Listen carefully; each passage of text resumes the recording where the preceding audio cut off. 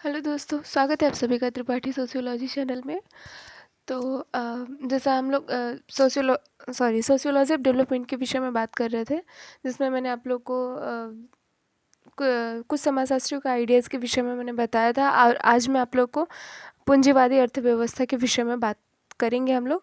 तो हम लोग जानेंगे कि आज हम पढ़ेंगे कि जो पूंजीवाद है उसकी विशेषताएं क्या क्या हैं, और ये भौतिकवाद में इसका विकास किस प्रकार से हुआ है, व्यापारिक स्तर पर इसका विकास कैसे हुआ है, और भारतीय समाज में इसकी क्या क्या हानि है पूंजीवाद की, और पूंजीवाद के लाभ क्या क्या हैं। इनके विषय में आज हम जानेंगे कि पूंजीवाद क्या है, इसकी परिभाषा क्या है, और इससे हानि क्या है, और इसके बेनिफिट क्या हैं। ये सारी चीज़ें आज हम पढ़ेंगे। तो वीडियो स्टार्ट करने से पहले मेरा आप लोगों से एक रिक्वेस्ट है, प्लीज़ मेरे वीडियो को लाइक कीजिए, शेयर कीजिए, सब्सक्राइब कीजिए, एंड कोशिश कीजिए ज़्यादा से ज़्यादा स्टूडेंट तक इसको पहुंचाने के लिए, और बेल आइकन को दबाइए।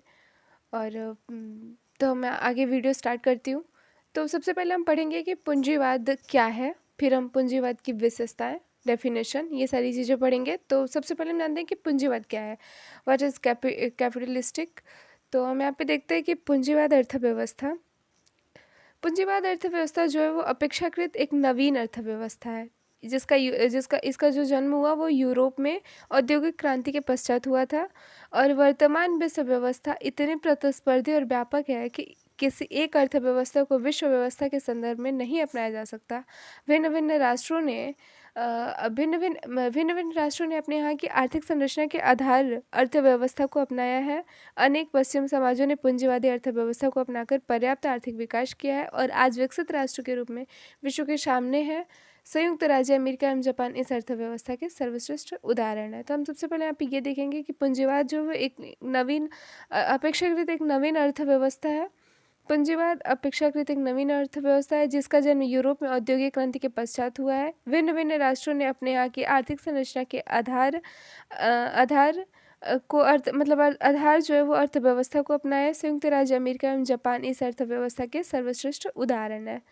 तो हम ये मतलब हमें क्लियर हो गया कि पूंजी अर्थव्यवस्था जो है वो क्या है। तो अब हम जानेंगे कि इसकी डेफिनेशन क्या है, पूंजीवाद अर्थव्यवस्था के अर्थ और डेफिनेशन क्या है। तो पूंजीवाद अर्थव्यवस्था एक ऐसी अर्थव्यवस्था है जिसमें उत्पादन के साधनों पर व्यक्तिगत लोगों का अधिकार होता है। स्वतंत्र प्रतियोगिता के रूप में संपूर्ण आर्थिक कार्य संचालित किए जाते हैं। सरकारी हस्तक्षेप को महत्व नहीं दिया जाता है। पूंजीवादी अर्थव्यवस्था में समस्त आर्थिक क्रियाओं का एक ही उद्देश्य होता है, अधिकतम लाभ कमाना। ये मतलब इनका जो पूंजीवाद का जो उद्देश्य है वो है अधिकतम मतलब ज़्यादा से ज़्यादा लाभ कमाना। और इस अर्थव्यवस्था में समाज जो है वो दो रूपों में विभाजित होती है। पहला होता है, यहाँ पे मैंने लिखा है, उत्पादन साधनों की स्वामी अर्थात पूंजीवादी वर्ग, और दूसरा होता है श्रमिक वर्ग, बाजार, मशीनवाद। पूंजीवादी अर्थव्यवस्था की प्रमुख विशेषताएं होती है। मतलब एक और जहाँ पे पूंजीवाद वर्ग होते हैं, वहीं पे दूसरा श्रमिक वर्ग होते हैं। इस समाज को, अर्थव्यवस्था को दो भागों में, पूंजीवादी अर्थव्यवस्था को दो भागों में विभाजित किया गया, पूंजीवादी अर्थ और श्रमिक वर्ग। अब हम यहाँ पे देखते हैं कि पूंजीवाद की सर्वश्रेष्ठ परिभाषा जॉन स्ट्रेची की है।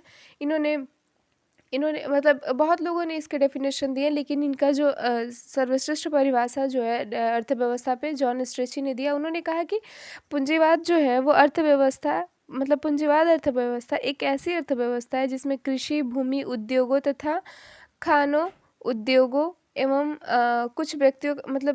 उद्योगों और कुछ व्यक्तियों का स्वामित्व होता है। इन उत्पादक साधनों में कार्य करने वाले साधनों का स्वामित्व नहीं होता। उत्पादन का लाभ उत्पादन साधनों के स्वामियों को मिलता है। पूंजीवादी अर्थव्यवस्था के लाभ उद्देश्य से चलते हैं, प्रेम के कारण नहीं। मतलब यहाँ पे सिर्फ एक उद्देश्य होता है। जैसे अभी यहाँ पे ऊपर मैंने बताया आप लोगों को कि इनका एक ही उद्देश्य होता है, अधिक से अधिक लाभ कमाना। तो इसी उद्देश्य से ये चलते हैं, इनमें कोई प्रेम नहीं होता है। अगर पहले तो जिसने जिस प्रकार से कार्य किया है, कोशिश किया जाता है कि उसे कम से कम वेतन दिया जाए और उनसे कार्य करवाया जाए। तो पूंजीवाद इसी में आता है। फिर हम देखते हैं कि उत्पादन जो है, ये जो जॉन स्ट्रेची है, इन्होंने ये जो परिभाषा दी, उसमें इन्होंने परिभाषा में पूंजीवादी अर्थव्यवस्था की प्रकृति को पूर्ण रूप से उन्होंने स्पष्ट किया। जैसे कि उत्पादन साधनों पर कुछ लोग जो हैं वो व्यक्तिगत स्वामित्व मतलब खुद को उत्पादन के जो साधन है उसमें कुछ लोग व्यक्तिगत स्वामित्व होना तथा श्रमिकों को मजदूरी पर रखना, इन उद्योगों में कार्य करना एवं लाभ पर पूर्ण स्वामित्व उत्पादन साधनों के स्वामियों का होना पूंजीवादी अर्थव्यवस्था की मुख्य बात है। मतलब ये हुआ कि मतलब जो भी प्रोडक्ट बन रहे हैं, तैयार किए जा रहे हैं, उसमें मतलब ये नहीं कि जो श्रमिक है वो मतलब व्यक्तिगत लोग एक मजदूर रखते हैं और अपने मतलब उत्पादनों और अपने कार्यों को करवाते हैं और ये उन्हें मतलब न्यूनतम राशि देते हैं। ये पूंजीवादी अर्थव्यवस्था में कहा गया कि पहले पूंजीवाद मतलब पहले ये चीज़ दिखाया जाता है पूंजीवाद में कि इसमें बहुत लाभ है और जब लोग इसके प्रति अट्रैक्ट होने लगते हैं तो इस चीज़ को बढ़ा दिया जाता है। तो अब यहाँ पे हम देखते हैं कि उत्पादन साधनों पर कुछ लोगों को व्यक्तिगत लाभ के दृष्टिकोण से किए जाते हैं। मतलब कुछ उत्पादन जो है यहाँ पर वो व्यक्तिगत लाभ के दृष्टिकोण से किया जाता है। निजी संपत्ति को मान्यता, व्यापार की नीति का प्रयोग तथा प्रतिस्पर्धा के साथ प्रगति की होड़ इस अर्थव्यवस्था की मुख्य विशेषताएं अथवा लक्षण है। एक अर्थव्यवस्था के रूप में पूंजीवाद की विशेषताएं निम्न हैं। तो पूंजीवाद की क्या क्या विशेषताएं हैं, कितने मतलब कितने भागों में इसकी विशेषताओं को बताया गया है, वो सारी चीज़ें हम देखेंगे।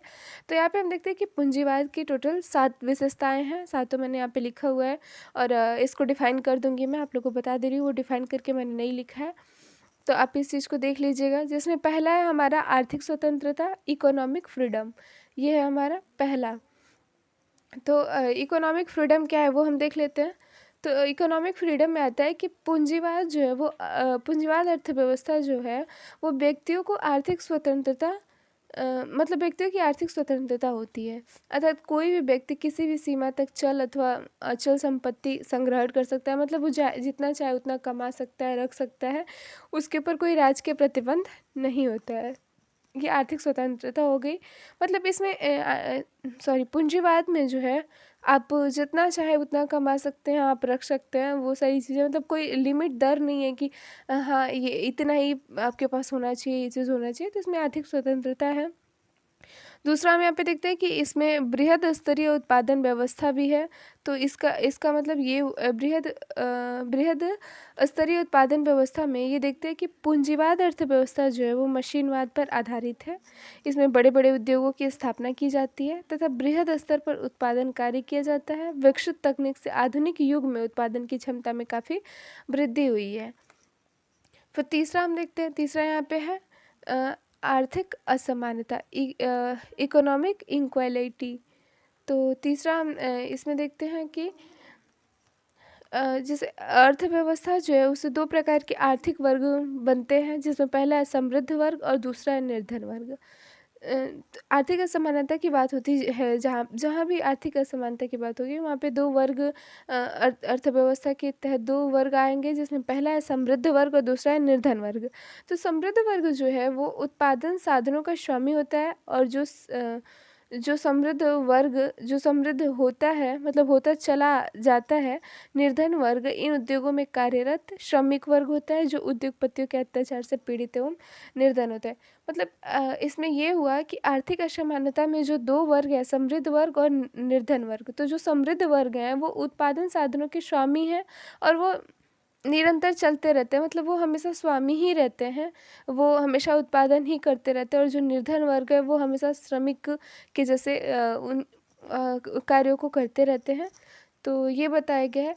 फिर चौथा है यहाँ पे उत्पादन निजी क्षेत्र के अधीन, प्रोडक्शन अंडर प्राइवेट सेक्टर। तो ये है आपका चौथा। तो यहाँ ये हम देखते हैं कि ये क्या है। फिर तो इसमें होता है कि पूंजीवाद अर्थव्यवस्था की सर्वप्रमुख विशेषता है उत्पादन एवं वितरण का संपूर्ण स्वामित्व एवं अधिकार निजी हाथों में होता है। सरकार केवल कुछ नीतियां बनाती है जिनका पालन प्रत्येक निजी उद्योगपति को करना होता है। मतलब मतलब सरकार जो है वो उत्पादन एवं वितरण की मतलब उसकी कुछ उसका उत्पादन एवं वितरण का जो संपूर्ण स्वामित्व होता है वो मतलब अधिकाधिक एक निजी हाथों में होता है और सरकार केवल कुछ नीतियां ही बनाती है जिनका पालन है वो प्रत्येक निजी उद्योगपति को करना होता है। फिर चौथा हम देखते हैं यहाँ पे कि पांचवा है मुक्त प्रतियोगिता। तो इसमें है कि जो विक्रेता है वो कम से कम कीमत पर वस्तुओं को क्रय करना चाहता है, तो विक्रेता है तो विक्रेता अधिकतम मूल्य पर उत्पादित वस्तुएं बेचने का प्रयास करता है। मतलब जो खरीदने जाता है वो सोचता है कि कम से कम पैसे में इसको खरीदे, और जो बेचता है वो सोचता है कि मैं इसे अधिक से अधिक पैसों पर बेचूं। इस स्थिति में उत्पादकों की जो आपसी प्रतिस्पर्धा स्पर्धा होती है वो बढ़ जाती है, और लाभ क्रेताओं को होता है। मतलब जो खरीदने जाते हैं उन्हें मतलब लाभ होता है, क्योंकि बेचने वाले तो कई रहते हैं, तो किसी के यहाँ कम किसी के यहाँ ज़्यादा, तो जहाँ कम रहता है लोग वहाँ जाते हैं, खरीदते हैं, करते हैं। और जिनका ज़्यादा है तो वही चीज़ बताया गया इसमें कि क्रेता का लाभ होता है और विक्रेता की हानि होती है। अब हम इसमें पढ़ेंगे छठा क्या है, मुक्त बाजार अर्थव्यवस्था।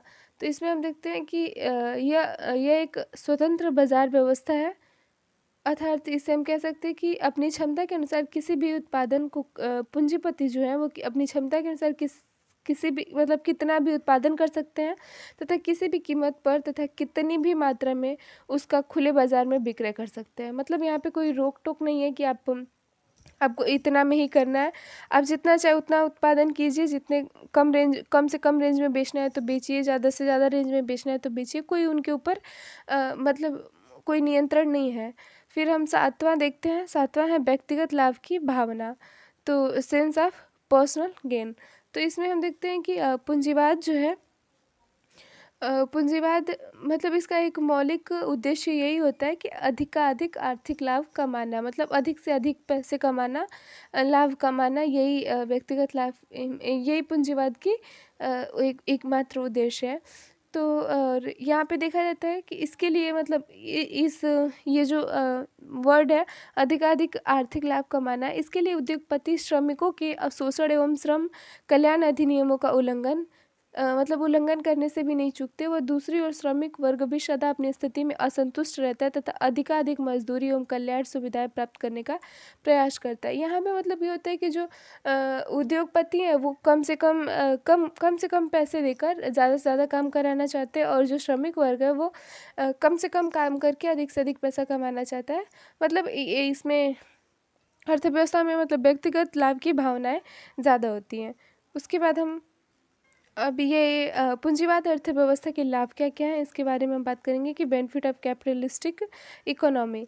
तो ये चीज़ हम देखते हैं कि इसे भी 5 स्टेज में बांटा गया है, 5 चरण है इसके। पहला है मितव्ययी अर्थव्यवस्था, फ्रूगल इकोनॉमिक। तो इसमें है कि पूंजीवादी अर्थव्यवस्था उत्पादन की मितव्ययी व्यवस्था है। इस अर्थव्यवस्था में उत्पादन जो है वो बड़े पैमाने पर एवं मशीनों के द्वारा होता है।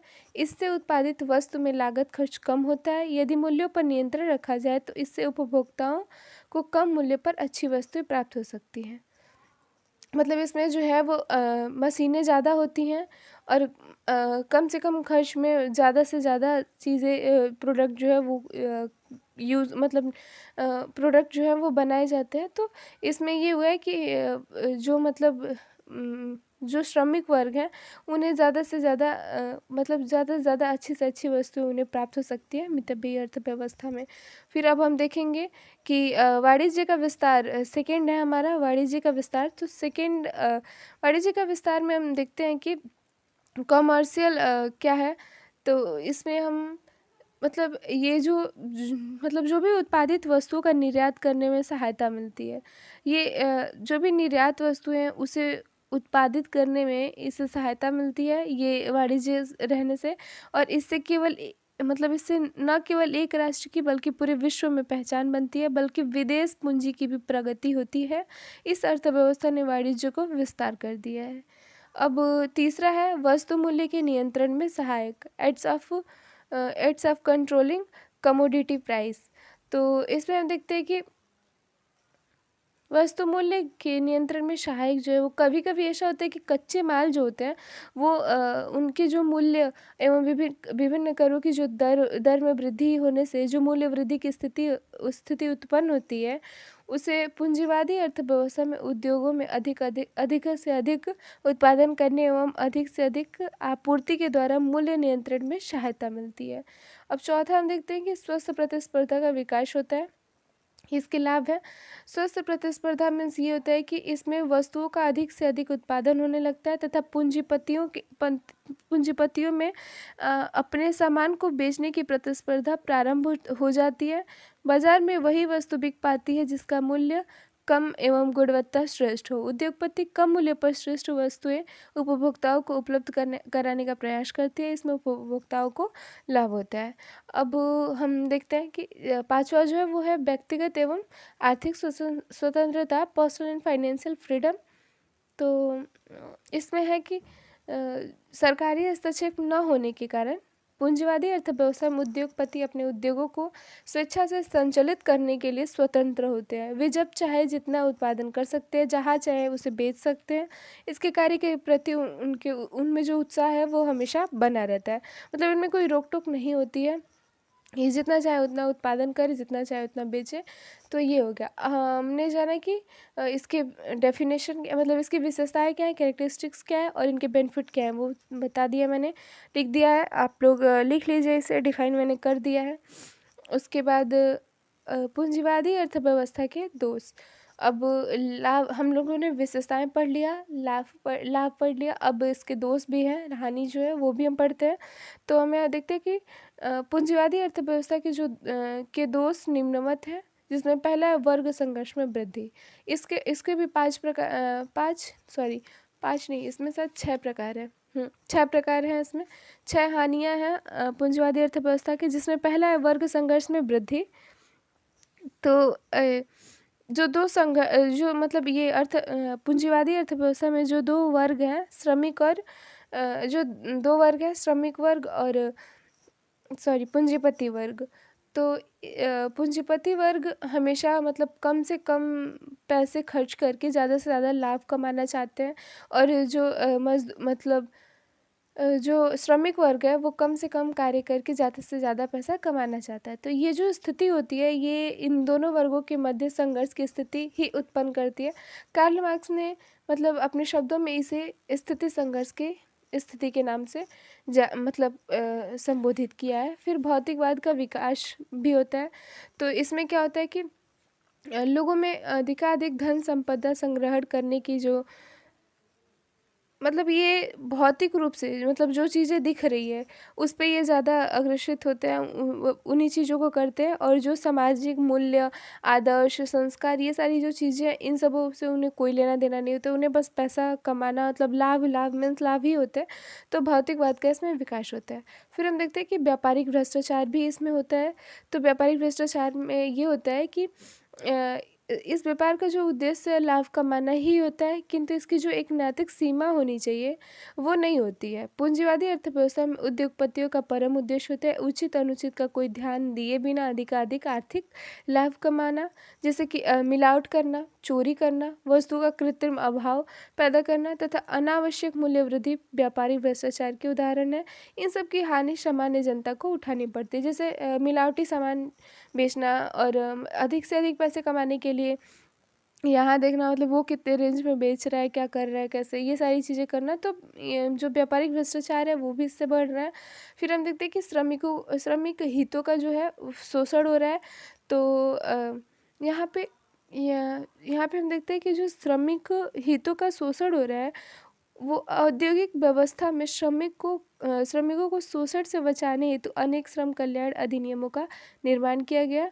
और समाजवादी अर्थव्यवस्था में श्रम जो है वो श्रम कल्याण का ध्यान रखा जाता है, जबकि पूंजीवादी अर्थव्यवस्था में इसकी कल्पना भी नहीं की जाती है।